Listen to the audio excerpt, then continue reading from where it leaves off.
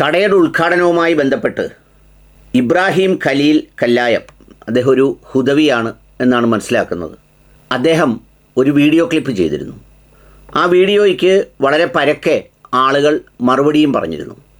എന്നാൽ അതിനെ തുടർന്ന് അദ്ദേഹം ഒരു വിശദീകരണം പുറത്തിറക്കുകയുണ്ടായി. ആ വിശദീകരണം കേട്ടപ്പോൾ എനിക്ക് കുറച്ചുകൂടി കൗതുകരമായി തോന്നി. എൻ്റെ ഉസ്താദെ, അബദ്ധവും ശരിയല്ലാത്തതും പരസ്പര താരതമ്യാർഹവുമല്ലാത്ത ഒരു വിഷയത്തെ താരതമ്യം ചെയ്ത ശേഷം പിന്നെ അതിനെ ന്യായീകരിക്കാൻ വേണ്ടി വിശദീകരിക്കുന്നതുകൊണ്ട് വലിയ അർത്ഥമൊന്നുമില്ല. ഈ ഉമ്മ എന്ന് പറയുന്ന വിഷയം അത് ആത്മീയമായും ഭൗതികമായും സാംസ്കാരികമായും കലാപരമായും എല്ലാവരും വിശദീകരിച്ച് വ്യാഖ്യാനിച്ച് അഭിപ്രായ വ്യത്യാസമന്യേ അടയാളപ്പെടുത്തപ്പെട്ട ഒരു മഹത്തായ വളരെ മഹോന്നതമായ സ്ഥാനമാണ് അമ്മ. അതിന് പകരം ഇനി തങ്ങളെ കൊണ്ടുവന്നു, അങ്ങനെ പറഞ്ഞു, തങ്ങന്മാരുടെ പറഞ്ഞു, ഇങ്ങനെ പറഞ്ഞു എന്നൊന്നും പറയുന്നതിൽ യാതൊരു കാര്യമില്ല. ആ വിഷയം വിടലാണ് നല്ലത്. അങ്ങ് പറഞ്ഞ ആ വീഡിയോ ക്ലിപ്പ് കേൾപ്പിക്കുന്നതിന് മുമ്പ് ഒരു കാര്യം ഞാൻ പറയാം. ഏതാനും ദിവസങ്ങൾക്ക് മുമ്പ് ഹസൻ യൂസുഫ് എന്ന് പറയുന്ന രണ്ടുപേരെന്നെ കാണാൻ വന്നു. കണ്ണൂരുകാരാണ്. ഒരു വേറെന്തോ ആവശ്യത്തിന് പോയിട്ട് ബസ്സിൽ കാണാൻ വന്നതാണ്. വന്നിരുന്ന് സംസാരമധ്യേ വിഷയം ഉമ്മയായി. അദ്ദേഹത്തിൻ്റെ ഉമ്മയുടെ അവസാന നാളുകളെക്കുറിച്ച് ഇങ്ങനെ ബാത്റൂമിൽ വീണതും പിന്നെ ഉമ്മ ആ മകനോട് പറയുന്നതും സ്നേഹത്തോടെ സംസാരിക്കുന്നതും കണ്ണാടിയൊക്കെ ഇട്ട ശേഷം എന്നെ കാണാൻ സുന്ദരിയല്ലേ എന്ന് ചോദിക്കുന്നതും വളരെ ബാല്യത്തിലെ ഉപ്പ മരിച്ച ശേഷം ആ ഉമ്മ വളർത്തിയ കഥകളും ഒക്കെ പറഞ്ഞപ്പോൾ അതിലൊരുപാട് കോയിൻസിഡൻസ് എൻ്റെ ഉമ്മയുമായി, എൻ്റെ ഉമ്മയുടെ അവസാന ദിവസങ്ങളുമായി ബന്ധപ്പെട്ടുണ്ടായിരുന്നു. ഞാൻ അദ്ദേഹം കാണാതിരിക്കാൻ ദൂരേക്ക് നോക്കിയിരുന്ന് കരച്ചിൽ കാണാതിരിക്കാൻ ശ്രമിക്കുകയായിരുന്നു. എന്നിട്ട് നേരെ അദ്ദേഹത്തിലേക്ക് നോക്കുമ്പോൾ അദ്ദേഹം ഇങ്ങനെ പറഞ്ഞ് കരയുന്നതാണ് കാണുന്നത്. പിന്നെ അങ്ങനെ കുറേ നേരം കരഞ്ഞങ്ങ് പിരിയുകയാണ് ഉണ്ടായത്. ഇതാണ് ഉമ്മ എന്ന് പറയുന്ന, അമ്മ എന്ന് പറയുന്ന വികാരം. വർഷങ്ങൾ എത്ര കഴിഞ്ഞാൽ പോലും മായാത്ത ആ മനോഹരമായ സത്യത്തെയാണ് അങ്ങ് വെറുതെ ആവശ്യമില്ലാതെ തങ്ങന്മാരുമായും അല്ലാതെയും ഒക്കെ താരതമ്യം ചെയ്ത് അതിനെ വശം കെടുത്തി വേറെ കാര്യങ്ങൾ പറഞ്ഞ് അതിനകത്ത് വ്യാഖ്യാനിച്ചിട്ടൊന്നും ഒരർത്ഥവുമില്ല.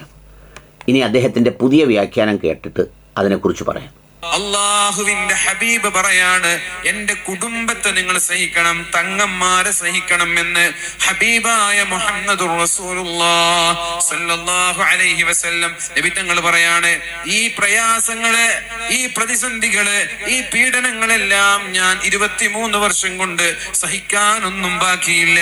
എന്റെ ഭാര്യ എന്റെ കൺമുന്നിൽ മരണപ്പെട്ടവരാണ്.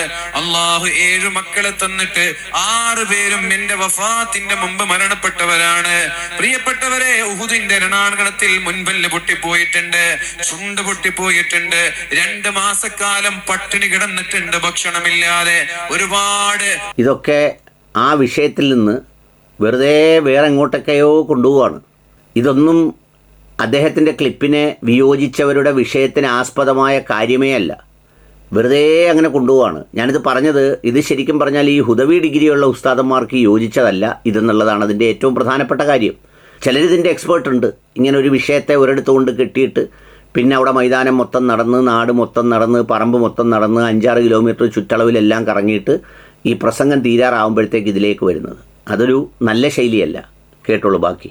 എല്ലാ രീതിയിലും ജനിച്ചു വീണ മണ്ണിൽ നിന്ന് ആട്ടി ഇറക്കി വിട്ടിട്ടുണ്ട്. എല്ലാ രീതിയിലും ഞാൻ അനുഭവിച്ച പീഡനങ്ങൾക്ക് പകരം ഞാൻ നിങ്ങളോട് ഒരിക്കലും സമ്മാനമായി ഒന്നുപോലും പകരം ചോദിക്കുന്നില്ല. എന്റെ ഉമ്മത്തെ, എന്റെ സമുദായമേ, എനിക്ക് ഇതിനെല്ലാം പകരമായി നിങ്ങൾ നൽകേണ്ടത് എന്റെ കുടുംബത്തെ സ്നേഹിക്കണം, എന്റെ തങ്ങന്മാരെ സ്നേഹിക്കണം. ഇത് ഖുർആന്റെ ആയത്താ, ഇല്ലൽ മവദ്ദത ഫിൽ ഖുർബ. ഇവിടെയാണ് ഉമ്മയുമായി ബന്ധപ്പെട്ട വിവാദം ഉണ്ടായത്. ഇറക്കുന്നില്ല. ഉമ്മയുമായി ബന്ധപ്പെട്ട, ഉമ്മയുടെ ഉദ്ഘാടനവുമായി ബന്ധപ്പെട്ട വിവാദം ഉണ്ടാകുന്നത് ഇവിടെയാണ്. അപ്പൊ ഞാൻ പറഞ്ഞു, തങ്ങന്മാർക്ക് ജന്മന ബറക്കത്തുള്ള ആളുകളാണ്. ഉമ്മമാരെന്ന് പറയുന്നത്, എനിക്ക് എന്റെ ഉമ്മ ആദരിക്കപ്പെടേണ്ട ആളാ. ഞാന് വീടെടുക്കാൻ വേണ്ടി പുള്ളി അതിനെ തുടർന്ന് അങ്ങോട്ട് വിശദീകരിക്കുകയാണ്. അതായത് തങ്ങന്മാർ, ഉമ്മ, ഇത് തമ്മിലാണ് പുള്ളി താരതമ്യം ചെയ്യുന്നത്. എൻ്റെ പ്രിയപ്പെട്ട ഉസ്താദെ, ഉമ്മ, ഭാര്യ, മക്കൾ, വാപ്പ, പെങ്ങൾ എന്നൊക്കെ പറയുന്നത് എല്ലാം മനുഷ്യജീവിതത്തിലെ വിവിധ സ്ട്രീമുകളാണ്. അതിനെ ഒന്നിനെ മറ്റൊന്നുമായി താരതമ്യം ചെയ്യുന്നത് വളരെ വലിയ അബദ്ധമാണ്. ഈ പ്രവാചകൻ്റെ കുടുംബത്തെ സ്നേഹിക്കുക എന്ന് പറഞ്ഞാൽ അതിൻ്റെ അർത്ഥം നിൻ്റെ ഉമ്മയേക്കാൾ മുകളിലാണ് ഈ തങ്ങന്മാർ എന്ന് പറയുന്നൊരു വ്യാഖ്യാനത്തിന് ഉചിതമായ ഒരു സംഗതിയല്ല. ഇതേ പ്രവാചകൻ്റെ ജീവിതത്തിൽ നിന്ന് എന്തെല്ലാം സംഭവങ്ങൾ ഉമ്മയോടുള്ള സ്നേഹത്തെക്കുറിച്ച് എടുത്തെടുത്ത് പറയുന്നു. പ്രവാചകൻ്റെ ജീവിതത്തിൽ സംഭവിച്ചതെല്ലാം സുന്നത്താണ് എന്ന് പറയാൻ നമുക്ക് പറ്റുമോ? പ്രവാചകൻ ജനിക്കുന്നതിന് മുമ്പ് ഉപ്പ മരിച്ചു, അതുകൊണ്ട് അങ്ങനെ ജനിക്കുന്നതിന് മുമ്പ് ഉപ്പ മരിക്കുന്നതാണ് യഥാർത്ഥത്തിൽ ജീവിതത്തിൽ സുന്നത്തെന്ന് പറയാൻ ഒക്കുമോ? അദ്ദേഹം ജനിച്ചു കഴിഞ്ഞ് വളരെ കുറച്ച് നാളുകൾക്ക് ശേഷം ഉമ്മ മരിച്ചു, അപ്പോൾ ഉമ്മ മരിക്കുന്നതാണ് ജീവിതത്തിലെ സുന്നത്തെന്ന് പറയാനൊക്കുമോ? പടച്ചവൻ്റെ പരീക്ഷണങ്ങളും വിധിയുമായി സംഭവിക്കുന്ന ഒരു കൂട്ടം കാര്യങ്ങളുണ്ട്, അത് വേറൊരു വിഷയം. ഇതേ ഉമ്മയെ ഏറ്റവും സ്നേഹത്തോടെ ലോകത്തിന് പരിചയപ്പെടുത്തിയത് ഇതേ പ്രവാചകനാണ്. നമ്മളെപ്പോഴും പ്രസംഗത്തിൽ, ഞാനൊന്നും ഇതിൻ്റെ കിതാബൊന്നും ഓതിയ ആളല്ല, ഉസ്താദൊക്കെ ഹുദവി ഡിഗ്രി ഒക്കെ വെച്ച് ഇത് ആഴത്തിൽ ഓതിയിട്ടുള്ള ആളാണ്.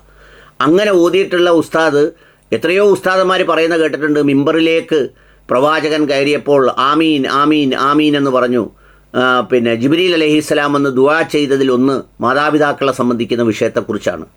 പിന്നൊരു സംഭവം പറയാറുണ്ട്, പ്രവാചകൻ്റെ ഏറ്റവും അടുത്ത അനുയായികളിൽ ഒരാൾ മരണപ്പെടാൻ പോകുന്നു, ഷഹാദത്ത് കലിമ ചൊല്ലിക്കൊടുത്തിട്ട് ചെല്ലാൻ പറ്റുന്നില്ല, ആരെല്ലാം വിചാരിച്ചിട്ടും ചെല്ലാൻ പറ്റണില്ല. അവസാനം പ്രവാചകൻ പറഞ്ഞത്രേ ഉമ്മയുടെ എന്തെങ്കിലും തൃപ്തിക്കുറവുണ്ടോ എന്ന് അന്വേഷിക്കാൻ. അങ്ങനെ അന്വേഷിച്ചപ്പോൾ ഉമ്മയുടെ എന്തോ ഒരു പരാതിയോ പരിഭവമോ ഏതാണ്ടെന്നുണ്ട് എന്ന് പറഞ്ഞു. അത് ഞാൻ പൊരുത്തം കൊടുക്കില്ലെന്ന് പറഞ്ഞപ്പോൾ ആ സഹാബിയെ ഉമ്മയെ കൂടി കൊണ്ടുവരാൻ ആജ്ഞാപിച്ച ശേഷം അതിൻ്റെ മുന്നിൽ വെച്ച് വിറകിൽ വെച്ച് ഇപ്പം ഞാൻ ചുട്ടരിക്കും എന്ന് പറഞ്ഞ് ഉമ്മയെ കൊണ്ട് പൊരുത്തം കൊടുത്തു. ഈ പറയുന്ന ഷഹാദത്തി കലിമ ചൊല്ലി അദ്ദേഹം മരണപ്പെട്ടു എന്ന് പറയുന്ന സംഭവങ്ങൾ നമ്മൾ കേൾക്കുന്നവരാണ്. ഉമ്മയോടാണ് ജീവിതത്തിൽ ഏറ്റവും പ്രധാനപ്പെട്ട സ്നേഹമെന്ന് ആവർത്തിച്ച് 3 തവണയും പറഞ്ഞ ശേഷം 4ാമതായി പിതാവ് എന്ന് വേണ്ടി പറയുന്ന പ്രവാചകനെ പരിചയപ്പെടുത്തിയിട്ടുണ്ട്.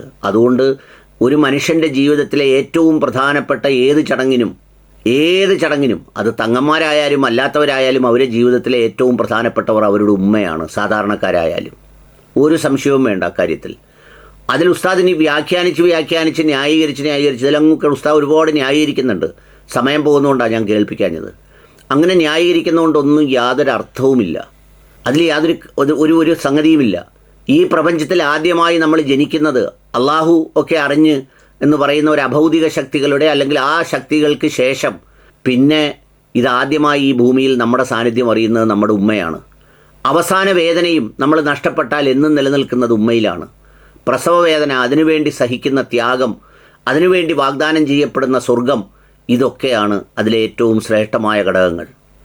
അത് വേറൊരു സ്ട്രീമാണ്. തങ്ങന്മാർ, അവരുടെ കുടുംബാംഗങ്ങൾ എന്നൊക്കെ പറഞ്ഞാൽ ആ കുടുംബാംഗങ്ങളുടെ പരമ്പരയിലേക്ക് അങ്ങ് പോകുമ്പോൾ എവിടം വരെ പോകുമെന്നറിയാവോ? ഈ ഷിയ വിഭാഗത്തിലെ ഞാൻ ഈ അടുത്ത സമയത്ത് വായിച്ചു, ആയത്തുള്ള കാംനയി എന്ന് പറയുന്ന അദ്ദേഹമൊക്കെ പ്രവാചക പരമ്പരയുടെ നേരെ അവകാശപ്പെടുന്നവരാണ്, അല്ലെങ്കിൽ അങ്ങനെ ബന്ധമുണ്ടെന്നുള്ളത് സ്ഥാപിക്കപ്പെട്ടവരാണ്. അതൊന്നുമല്ല പ്രധാനപ്പെട്ട കാര്യം. പിന്നെ എന്ന് മാത്രമല്ല, ഇപ്പം ഞാൻ ഉസ്താദിനോട് പറയാം, ഇപ്പം പേരിനോടൊപ്പം തങ്ങൾ എന്ന് പേരുള്ള എത്ര പേരെ അങ്ങ് സർട്ടിഫൈ ചെയ്യും? എത്രയോ തങ്ങന്മാരുടെ പൂർവ്വകാലാശ്രമ പേരുകൾ മറ്റു പലതുമായിരുന്നു എന്ന് പറഞ്ഞാണ് പരസ്പരം ആക്ഷേപിക്കുന്നത്. ഇതൊന്നും സാധാരണക്കാരൻ്റെ വിഷയമല്ല. നാട്ടുംപുറം മുതൽ നഗരം മുതൽ നാട് മുഴുവൻ തങ്ങൾ എന്ന് ചേർത്ത് വെച്ച് ഓട്ടോ ഓടിച്ചുകൊണ്ട് നടന്ന, എല്ലാവരും പറയുന്ന, പലപ്പോഴും വിമർശിക്കപ്പെടുന്ന ഈ ആളുകളെ മുഴുവൻ എന്താ പറയുന്നത്, വീഡിയോ ക്ലിപ്പിലൂടെ എടുത്തു വെച്ച് സാമ്പത്തികം ബക്കറ്റ് കണക്കിന് കോരിയെടുക്കുന്നതിലുമുണ്ട് തങ്ങൾ. അപ്പോൾ അതുകൊണ്ട് വെറുതെ അങ്ങ് കിടന്ന് ന്യായീകരിച്ച് അതിൽ മെഴുകി തങ്ങൾ കുടുംബത്തെ സ്നേഹിക്കാൻ വേണ്ടി പ്രവാചകൻ അനുഭവിച്ച ത്യാഗങ്ങളും അതെല്ലാം പ്രവാചകൻ അനുഭവിച്ചിട്ടുണ്ട്.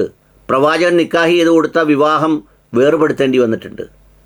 പ്രവാചകൻ്റെ കണ്ണിനുള്ളിൽ വെച്ച് ഒരുപാട് പേര് മരിച്ചിട്ടുണ്ട്. പ്രവാചകൻ തന്ത്രപരമായി യുദ്ധങ്ങളിലും യാത്രകളിലുമൊക്കെ മനുഷ്യർ സാധാരണ ഇന്ന് ഉപയോഗിക്കേണ്ട പല സ്ട്രാറ്റജിക് സംഗതികളും പ്രവാചകൻ സ്വീകരിച്ചിട്ടുണ്ട്.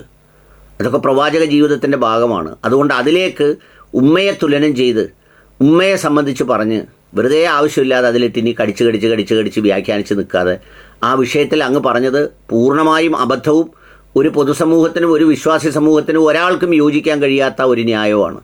പിന്നെ അത് മാത്രമല്ല, അങ്ങ് അതിൽ പറഞ്ഞപ്പോൾ അന്ന് പറയുന്നത് കേട്ടു, സാമ്പത്തിക ലാഭത്തിന് വേണ്ടി എന്തെങ്കിലും ഒന്ന് കൈമടക്ക് തങ്ങന്മാർക്ക് കൊടുക്കുന്നതിന് വേണ്ടി. ഇതൊന്നും വീട് വെക്കുമ്പോൾ ആരും ആലോചിക്കുന്നതല്ല എൻ്റെ ഉസ്താദെ. ഇതാരും വീട് വെക്കുമ്പോൾ ഇതൊന്നും ആലോചിക്കുന്നവരല്ല.